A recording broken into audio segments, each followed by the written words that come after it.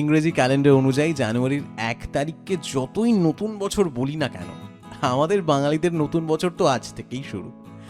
সকলকে জানাই শুভ নববর্ষ, নতুন বছরের অনেক অনেক শুভেচ্ছা। আমি প্রার্থনা করি যেন আমাদের সবার জীবনেই খুশি কখনোই ফুরিয়ে না যায়। হ্যাঁ, প্রত্যেকটা দিন হয়তো খুব আনন্দের হবে না, একটু স্ট্রাগল, একটু কষ্ট হয়তো থাকবে, তবে এটাই প্রার্থনা যেন প্রতিদিন আমরা নতুন উদ্যমে আরও এগিয়ে যেতে পারি নিজেদের স্বপ্ন এবং নিজেদের ইচ্ছেগুলো পূরণ করতে। আবারও সকলকে জানাই শুভ নববর্ষ। অন দ্যাট নোট শুরু করছি আজকের এপিসোড। নমস্কার, আমি জো, এবং আজ আমাদের এই চ্যানেলের 100 নম্বর এপিসোড। কি দুর্দান্ত একটা ব্যাপার! আজকেই নতুন বছর, আজকেই 100 নম্বর এপিসোড। বেশ আনন্দ তো হচ্ছেই, তবে এরই সাথে আজ রয়েছে 3টে অভিজ্ঞতা। 2টো ভয়ের আর একটা মন ভালো করা অভিজ্ঞতা একজন মানুষকে নিয়ে। এবং এমনিতেই যতগুলো অভিজ্ঞতা আমি আপনাদের শোনাই, যতগুলো আমি পাই, প্রত্যেকটাই আমার জন্য স্পেশাল। তবে আজকে যে শেষ অভিজ্ঞতাটা আমি শোনাবো, সেইটা আমার জন্য একটু বেশি স্পেশাল। এর কারণটা কি সেটা আপনি পুরো এপিসোড শুনলেই বুঝতে পারবেন। তাহলে চলুন আর কথা বাড়াচ্ছি না, সোজা শুরু করি আজকের অভিজ্ঞতা। প্রথমেই রয়েছে আপনাদের জন্য বিভাসের পাঠানো অভিজ্ঞতা, সেই দিকে যাব। তবে তার আগে একবারের জন্য বলে দিই, যদি আপনি আপনার কোনো অভিজ্ঞতা আমার সাথে শেয়ার করতে চান, ইটস ভেরি সিম্পল। আপনাকে শুধু লিখতে হবে, না হয় রেকর্ড করতে হবে, আর তারপর সেটা পাঠাতে হবে কোথায়? আমার ফেসবুক পেজের ইনবক্সে, অথবা আপনি আমায় সোজা মেইল করতে পারেন আমার ইমেল অ্যাড্রেস storywithjoe@gmail.com। তাহলে চলুন আর কথা না বাড়িয়ে শুরু করছি নতুন বছরের প্রথম এপিসোড এবং আমাদের 100 নম্বর এপিসোড।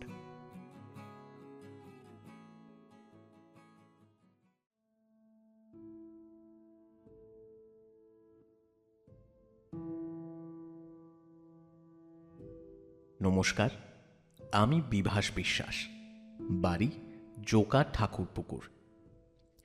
আমার স্ত্রীর মুখ থেকে শোনা ওদেরই গ্রামের একটা ভয়ঙ্কর ঘটনা আজ তোমার সাথে শেয়ার করছি। ভালো লাগলে সবাইকে পড়ে শুনিও।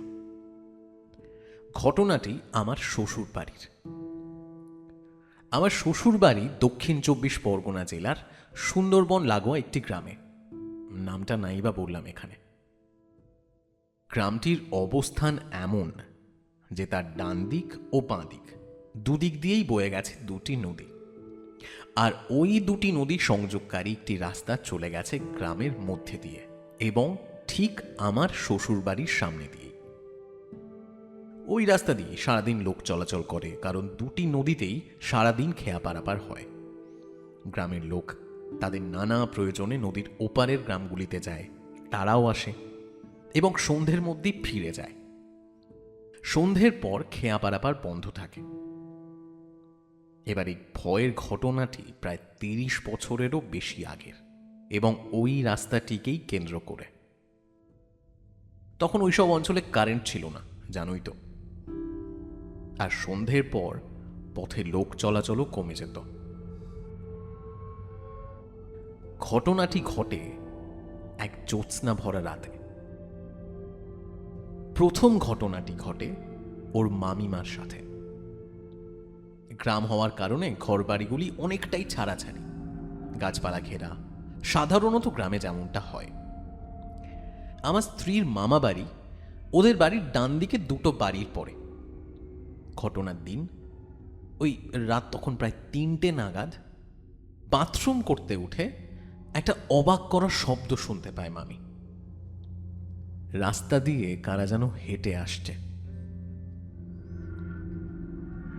মেয়ে মানুষের কথা বলা আর হাসাহাসির শব্দ। মনে হচ্ছে কারা যেন গল্প করতে করতে এগিয়ে আসছে। এবার এরই সাথে শোনা যাচ্ছে ওদের পায়ের নুপুরের শব্দ। মামি কিন্তু প্রথমটা বুঝতে পারেননি যে কি ভয়ঙ্কর দৃশ্য তিনি সে রাতে দেখতে চলেছেন। গ্রামের কোন মেয়ে এত রাতে বাড়ি থেকে বেরিয়েছে তা জানবার জন্য উঠোনের একটি গাছের আড়াল থেকে তিনি অপেক্ষা করতে থাকেন। উনি দেখেন শাড়ি পরা 7টা যুবতী মেয়ে চুল ছেড়ে একসাথে হেঁটে আসছে। দারুণ লম্বা, তাদের প্রত্যেকের ঘন কালো চুল। তবে গ্রামের মেয়ে বলে এদের কাউকে চিনতে পারেননি উনি। ওরা কাছাকাছি চলে আসার পর ওদের মুখগুলো ভালো করে দেখার জন্য গাছের ডালে ভর দিয়ে উনি একটু সামনের দিকে ঝোঁকার চেষ্টা করেন, আর তখনই কিসে যেন একটা খুট করে শব্দ হয়। আর ঠিক সেই সময় ওরা একসাথে মামি যেদিকে ছিলেন সেই দিকে তাদের মুখ ঘোরায়। ওদের মুখ দেখেই তিনি সেখানে অজ্ঞান হয়ে পড়ে যান। কি কুৎসিত ভয়ঙ্কর সেই মুখগুলো!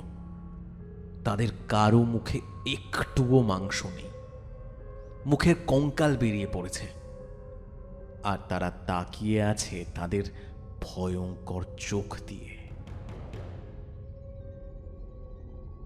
পূর্ণিমার রাত হওয়ার কারণে ওনার দেখতে কোনো ভুল হয়নি। সকালে মামিকে ওখানে পড়ে থাকতে দেখে ওনাকে জিজ্ঞেস করে বাড়ির সকলে ঘটনাটা জানতে পারে। দ্বিতীয় ঘটনাটি ঘটে তার 1 বছর পর, ঠিক তেমনই এক গরমের পূর্ণিমার রাতে। এইবার তাদের দেখেন আমার ঠাকুমা শাশুড়ি। আমার ঠাকুরদা শ্বশুর বিভিন্ন সমাজসেবামূলক কাজের সাথে যুক্ত ছিলেন এবং উনি ওখানের অঞ্চল সভাপতি ছিলেন, তাই নানান কাজে মাঝে মধ্যেই ওনার বাড়ি ফিরতে বেশ রাত হতো। এবার ঘটনার দিন ঠাকুরদার বাড়ি ফিরতে রাত হবে জেনে ঠাকুমা বাড়ির বাইরের দিকে ওই রাস্তার ধারের একটা ঘরে বসে অপেক্ষা করতে থাকেন। রাত যখন বেশ গভীর, তখন রাস্তায় ওই এক ধরনের কিছু শব্দ শুনতে পান তিনি। ঠাকুমা ঘরের তেলের বাতিটা নিভিয়ে কোনো শব্দ না করে কারা আসছে তা শুনতে চেষ্টা করেন।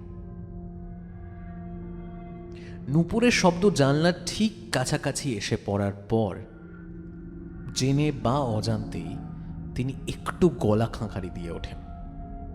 আর যান কোথায়? ওরা আবার একসাথে সেই জানালার দিকে ঘুরে তাকায়। এবারও তাদেরকে 7 জন বলেই মনে হয়েছিল ঠাকুমার। সেই 7টা কঙ্কালসার বিভৎস নারীমুখ ঠাকুমা দেখেন।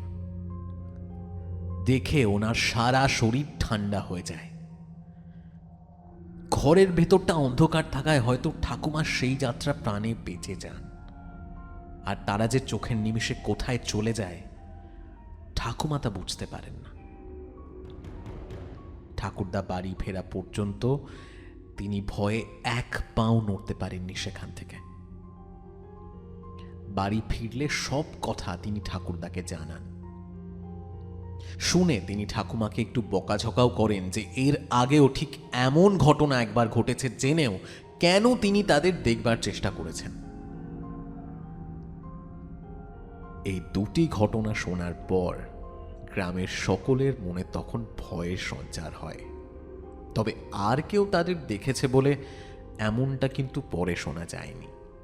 তাদের দ্বারা কারোর ক্ষতিও হয়েছে এমনটাও জানা যায়নি। এই ভয়ঙ্কর নারী দল যে কোথা থেকে আসে আর কোথায় যায় তা আজও কেউ বলতে পারেনি। তবে গ্রামের দুধারে 2টি নদীর তীরেই 2টি শ্মশান আছে। ওই পিশাচিনীর দল ওই শ্মশানগুলোর সাথে সম্পর্কিত কিনা তা ঈশ্বরই জানে। এই ছিল একটা অভিজ্ঞতা, এবং আমার জীবনে আরও বেশ কিছু ভয়ের অভিজ্ঞতা আছে, তোমার সাথে শেয়ার করব। ধন্যবাদ।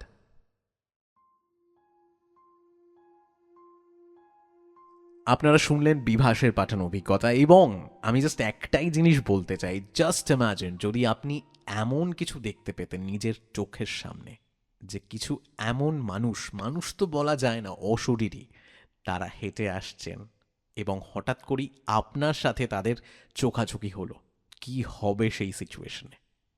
বেশ ইন্টারেস্টিং একখানা অভিজ্ঞতা, আমার বেশ ভালো লেগেছে। নর্মালি আমার এই সমস্ত ভয়ের ব্যাপার শুনে বেশ মজাই লাগে। যাই হোক, চলে যাব আজকের পরবর্তী অভিজ্ঞতায়। পাঠিয়েছেন সুচিত্রা পাল, এবং সুচিত্রাদি নিজের জীবনের বেশ অন্য রকমের একটা অভিজ্ঞতা শেয়ার করেছেন। ঠিক কি হয়েছিল শুনিয়ে ফেলি, চলুন।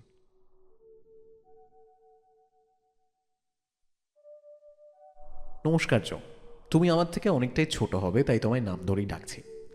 আমি বর্তমানে শিলিগুড়ির বাসিন্দা, কিন্তু শিলিগুড়ি আসার আগে আমি আরও 2 জায়গায় থেকেছি আমার ও আমার হাজবেন্ডের চাকরি সূত্রে।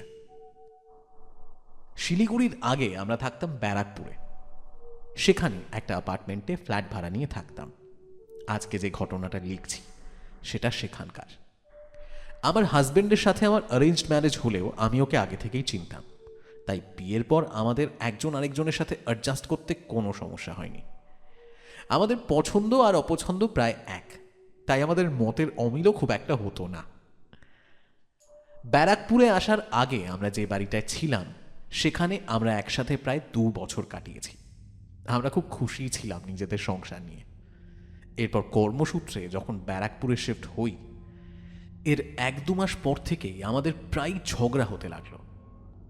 খুব ছোট ছোট তুচ্ছ ব্যাপার নিয়ে ঝগড়া হতো, এমন সব বিষয় যা অন্য কেউ শুনলে হয়তো হেসেই উড়িয়ে দেবে, সেসব নিয়েও আমাদের খুব কথা কাটাকাটি হতো। আমি এমনিতে মানুষের সাথে আলাপ করতে, মিলেমিশে থাকতে বেশ পছন্দ করি, কিন্তু আমাদের এই ব্যারাকপুরের ফ্ল্যাটের ঠিক মুখোমুখি যে ফ্ল্যাটটা ছিল সেটা একজন মহিলা থাকতেন, একা। ওনার সাথে কেন যেন কথা বলতে ইচ্ছে করতো না।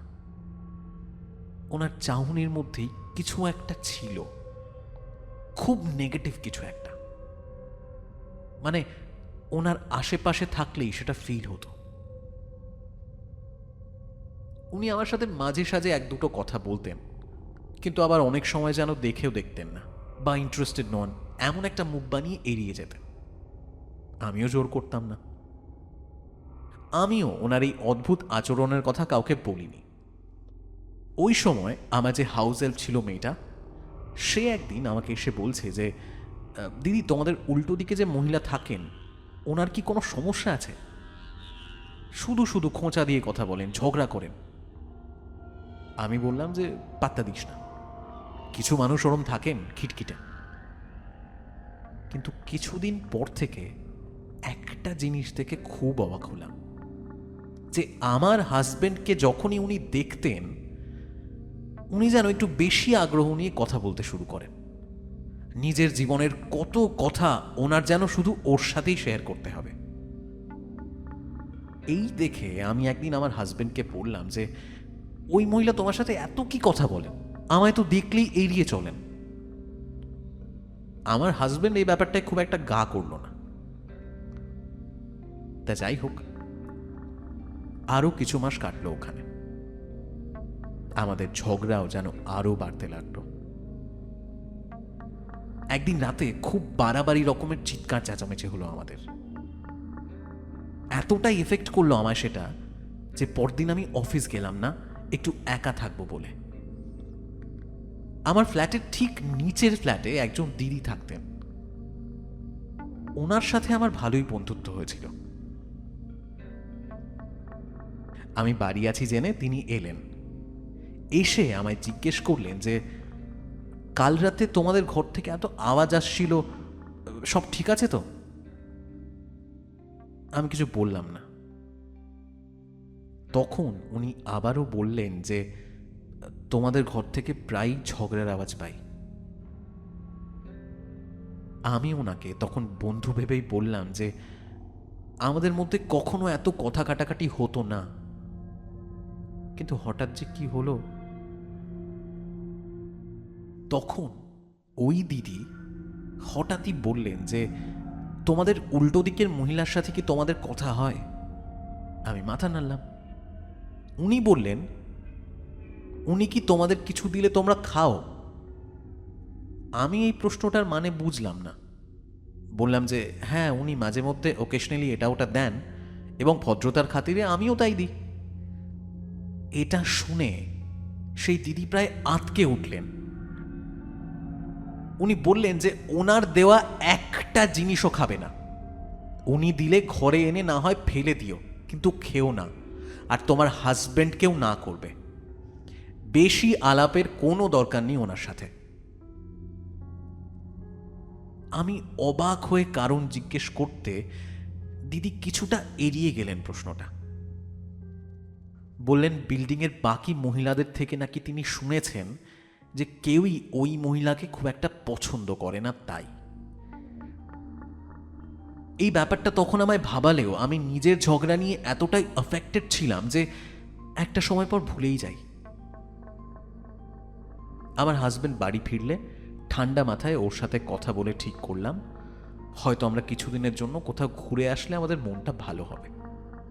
সে নিমরাজি হতেই আমি টিকিট করে ফেললাম।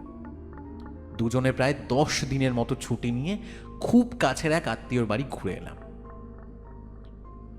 যতদিন আমরা বাইরে ছিলাম সব যেন অদ্ভুতভাবে আবার আগের মতো হয়ে গেছিল। একসাথে ঘুরছি, আনন্দ করছি, খুনসুটি সব আগের মতো। আমাদের দুজনেরই মনে হলো যে হয়তো হাওয়া বদলেরই দরকার ছিল আমাদের দুজনের। খুব ভালো একটা মন নিয়ে আমরা বাড়ি ফিরলাম, কিন্তু ফ্ল্যাটে ফিরে তালা খুলে ঢুকতেই কেমন যেন একটা চাপা গুমোট হাওয়া এসে মুখে লাগলো। আমি কিছু বলার আগেই আমার হাজবেন্ড বলল, কেমন একটা নেগেটিভ এনার্জি না ফ্ল্যাটটাতে, হয়তো এতদিন বন্ধ আছে বলে। এই ভেবেই আমি ঘরের জানালা দরজা সব খুলে দিলাম। সেদিন ফিরতে আমাদের সন্ধে হয়ে গেছিল, তাই রাতে বেশি খিদে নেই বলে আমরা জাস্ট ডাল ভাত আর আলু সেদ্ধ খেয়েই শুয়ে পড়েছিলাম।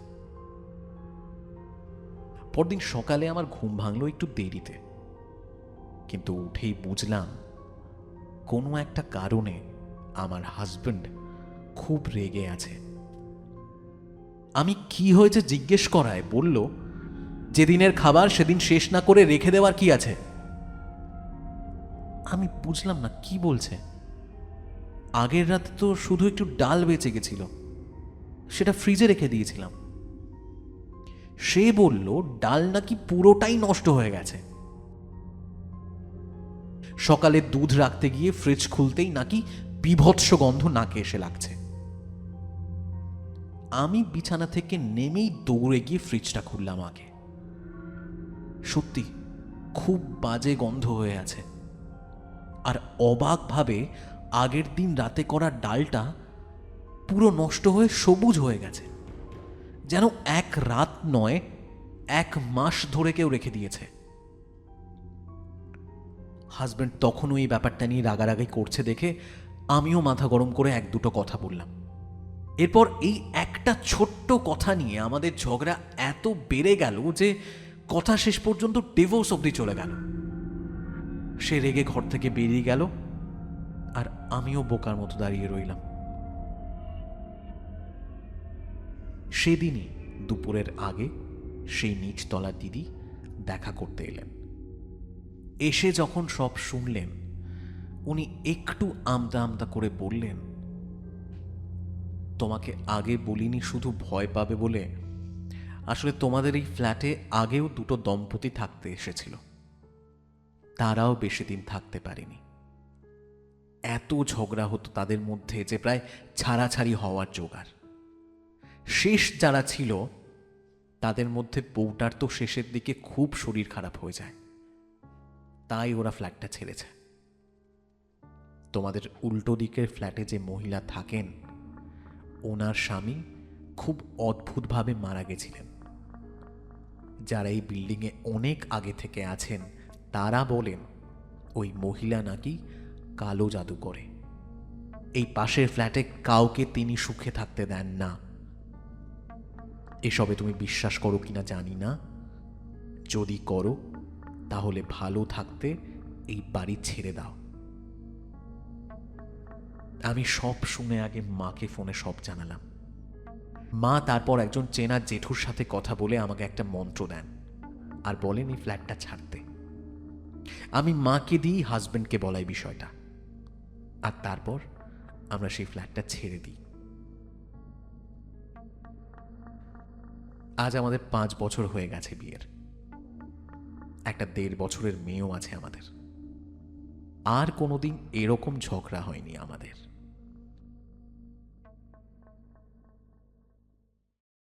শুনলেন সুচিত্রাদির পাঠানো অভিজ্ঞতা। আমি কি বলি এইটা নিয়ে, এটা বেশ ভয়ের একটা ব্যাপার। মানে একটা মানুষকে দেখে তো জাজ করা সম্ভব নয় যে মানুষটা ভেতর থেকে কেমন। আর ঠিক এভাবেই আমরা অনেক মানুষকে নিজের জীবনের অনেক কিছু বলে ফেলি। কিন্তু এমন অনেক লুকোনো সত্যি থাকে যেগুলো বেশ ভয়ের। আমি কখনোই চাইবো না যে কারোর সাথে এমন হোক, এবং আপনি একটু সাবধানে থাকবেন। অনেকে এই সমস্ত ব্যাপার বিশ্বাস করে না, that's not a problem, but যারা বিশ্বাস করেন তারা একটু সাবধানে থাকবেন, দ্যাটস অল। যাই হোক, কেমন লাগলো এই দুখানা অভিজ্ঞতা অবশ্যই জানাবেন। নিজেদের মতামত প্লিজ শেয়ার করুন, নিজের ফিডব্যাক যা বলতে চান কমেন্ট সেকশনে প্লিজ লিখতে পারেন আপনি, এবং তার সাথেই যদি ভালো লাগে একটা ছোট্ট লাইক করে দেবেন, তাহলেই হবে। এবারে আমি আপনাদের শোনাবো আজকের শেষ অভিজ্ঞতা। তা এখন যে অভিজ্ঞতাটা শুনবেন, এই অভিজ্ঞতাটা বলছিলাম না স্পেশাল, এর পেছনে কারণ কি জানেন তো? এই যে অভিজ্ঞতাটা যিনি মানে যার গলায় শুনবেন, তিনি আমার খুব কাছের মানুষ। তিনি আর কেউ নন, আমার মাদার ইন ল, আমার মাতাজি, শ্রীমতী কাকলি গাঙ্গুলি। মাও রেডিও এবং টিভির সাথে যুক্ত ছিলেন বহু বছর, এবং তার সাথে আবৃত্তি, কবিতা, নাটক, সঞ্চালনা সবকিছুর সাথেই তিনি যুক্ত। এবং সত্যি কথা বলতে এই পরিবারে বিয়ে হয়ে আসার পর যেহেতু আমার ইন্টারেস্ট এবং ওনার ইন্টারেস্ট প্রচুর মিল, তাই রোজই কিছু না কিছু ওনার থেকে শিখছি, এবং একসাথেই বসে ডিসকাস করা, আলাপ আলোচনা, বিভিন্ন জিনিস নিয়ে কথাবার্তা, ব্যাপারটা বেশ ইন্টারেস্টিং আমার জন্য। আজ আপনারা ওনার মুখ থেকেই শুনবেন ওনারই জীবনের, ওনারই চেনা একজন মানুষের অভিজ্ঞতা, এবং যেমনটা বলছিলাম, মন ভালো করা একটা অভিজ্ঞতা।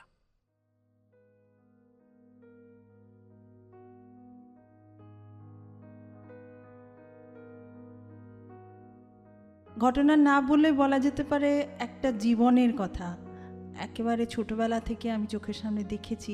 আমাদের পাড়ারই ছেলে, আনন্দ নাম ছিল ছেলেটির, এবং আমার থেকে কয়েক বছর ছোট হবে। সে জন্মেছিল এমনি পয়লা বৈশাখের দিনে। পয়লা বৈশাখের দিন নতুন বছর, এবং বাড়িতে নতুন অতিথি, তাদের বাড়িতে প্রচুর হইচই হয়েছিল। তার বড় ভাই আছে আরেকজন, কিন্তু ছোট ছেলে আসাতে বাড়িতে একদম আনন্দের হুল্লোড় পড়ে গেছিলো, যে কারণে তার নামও রাখা হয়েছিল আনন্দ। তো সবাই খুব আনন্দেই ছিল তাকে নিয়ে।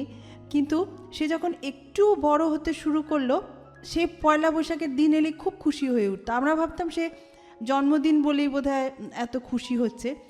একটু বড় হওয়ার পর সে যখন নিজে থেকে বুঝিয়ে বলতে শুরু করলো কথা, তখন বুঝলাম যে সে ভাবতো যে, সে দেখতো যে তার জন্মদিন যেদিন, মানে পয়লা বৈশাখের দিন, সেদিন সবাই সকালবেলা উঠেই চান টান করে পুজো করছে, নতুন কাপড় পরছে, চারিদিকে একটা হুল্লোড়। শুধু তার বাড়িতে নয়, তার আশপাশের চারদিকেও কেমন একটা যেন পুজো পুজো, বেশ একটা সুন্দর একটা আবহ তৈরি হয়ে যাচ্ছে।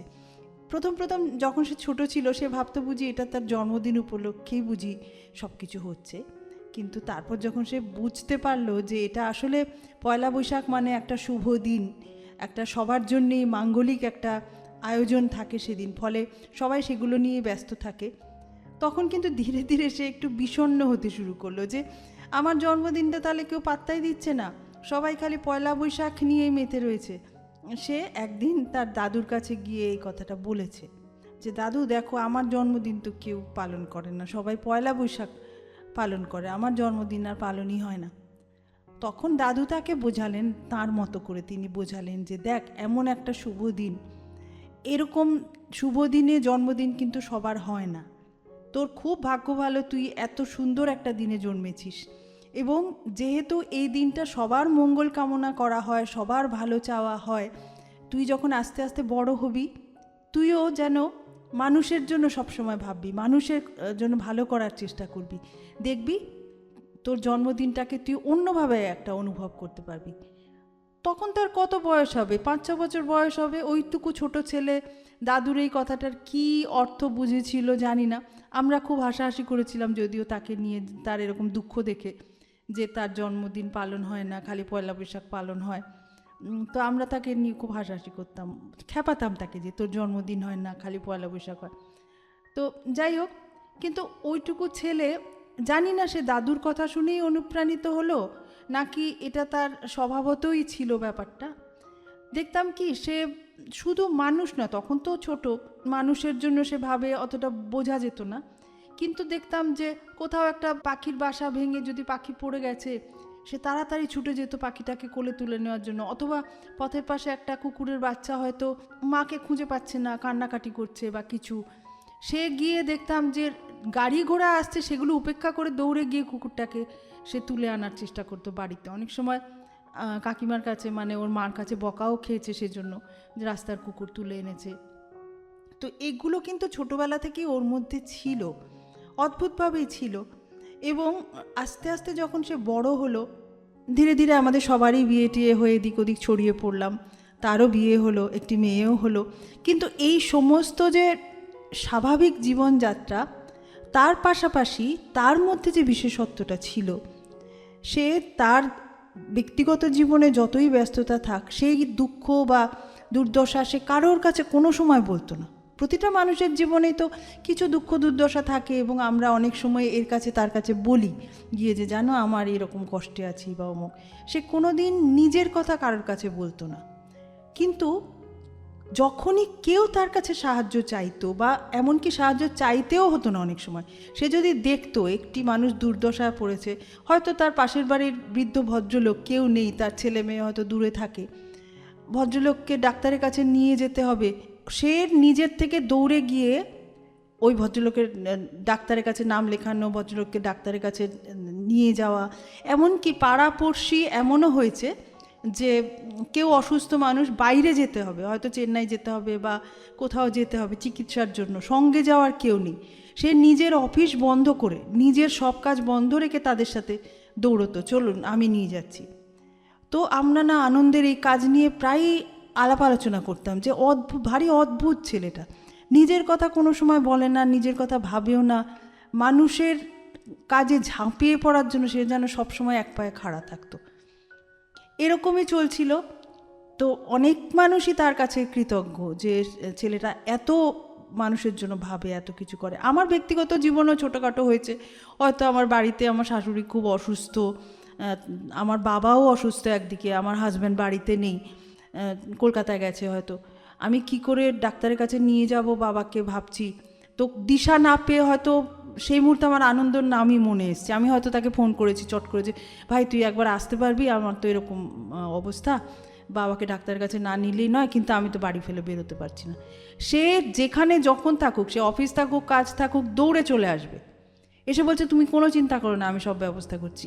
এতটাই সে পরোপকারী ছিল আর কি, ছিল মানে এখনও আছে বলছি, কারণ এখন বহু বছর তার সাথে আমার দেখা হয় না, যোগাযোগও হয় না। একটা সময় তার মেয়ে বড় হলো, মেয়ে তখন 12-এ পড়ে, এরকম সময় তার স্ত্রী মারা যায়। তো স্ত্রী বিয়োগের পর সে আরও বেশি উদাসীন হয়ে গেল সংসার সম্পর্কে। সে ভলান্টারি রিটায়ারমেন্ট নিয়ে নেয়, নিয়ে তার দাদা বৌদি খুবই ভালো ছিলেন, ভালো মানুষ খুবই তারা। ভলান্টারি রিটায়ারমেন্ট নিয়ে সে যা কিছু অফিস থেকে টাকা পয়সা পেল, সে সব কিছু মেয়ের নামে করে দিয়ে, দাদা বৌদির উপর মেয়ের দায়িত্ব দিয়ে সে পুরোপুরি সংসার ছেড়ে বেরিয়ে পড়ল। এবং আমাদের দেশের খুবই একটি নামকরা একটি জনসেবামূলক প্রতিষ্ঠান, আমি নামটা বলছি না, সেখানে সে পুরোপুরিভাবে যুক্ত হয়ে গেল। এখন সে সেখানেই থাকে, তাদের সাথে বিভিন্ন দেশ ঘুরে বেড়ায়, মানুষের কাজ করে বেড়ায়, এবং তার মেয়ের বিয়েও হয়ে গেছে ইতিমধ্যে। সে বিয়ে, দাদা বৌদি যখন তাকে খবর দিয়েছে যে মেয়ের বিয়ে ঠিক হয়েছে, সে একবার এসে বিয়ের দিন এসে মেয়েকে আশীর্বাদ করে গেছে, এইটুকুই। এতটা অন্যরকম একটা মানুষ আজকের যুগেও, যে শুধু মানুষের জন্যই নিজেকে নিমগ্ন করে রাখতে পারে, এটা মানে আমরা অন্তত সাধারণ মানুষরা ভাবতে পারি না। তাই পয়লা বৈশাখের দিনে, আজকে পয়লা বৈশাখ এলেই আমার খুব তার কথা মনে পড়ে, আনন্দের কথা খুব মনে পড়ে। বহু বছর তার সাথে দেখাও হয় না, যোগাযোগও হয় না। তো যেখানেই থাকিস ভাই, ভালো থাকিস।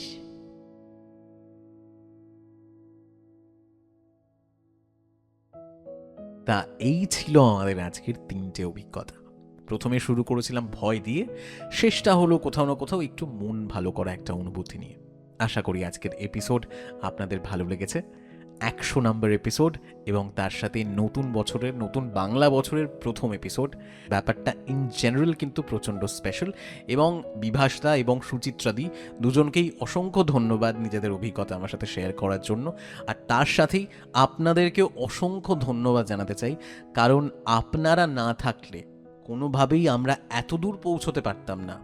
আমাদের এই পরিবারে 2000 জন মানুষ একসাথে দেখতে দেখতে 100 নম্বর এপিসোড হয়ে গেল, সবটাই কিন্তু আপনাদের জন্য। আমি যতই ধন্যবাদ আপনাদেরকে দিই, ততটাই কম দেয়া হয়। তবে আপনাদের ভালোবাসা ছাড়া আমাদের এই চ্যানেলটা কিন্তু কোনোভাবেই বড় হতে পারতো না। ধন্যবাদ দিলেও কম হবে, কিন্তু তারপরেও অসংখ্য ধন্যবাদ একসাথে এভাবে পথ চলার জন্য। আজকের মতো আড্ডা, আজকের মতো গল্প এখানেই শেষ করছি। তবে যাওয়ার আগে আরও একবার, যদি আপনি আপনার জীবনের কোনো রকম এক্সপিরিয়েন্স আমার সাথে শেয়ার করতে চান, খুব সহজেই শেয়ার করতে পারেন। আপনাকে শুধু লিখতে হবে, না হয় রেকর্ড করতে হবে, আর তারপর সেটা পাঠাতে হবে আমার ফেসবুক পেজের ইনবক্সে, অথবা আপনি আমায় সোজা মেইল করতে পারেন। আমার ইমেল অ্যাড্রেস storywithjoe@gmail.com।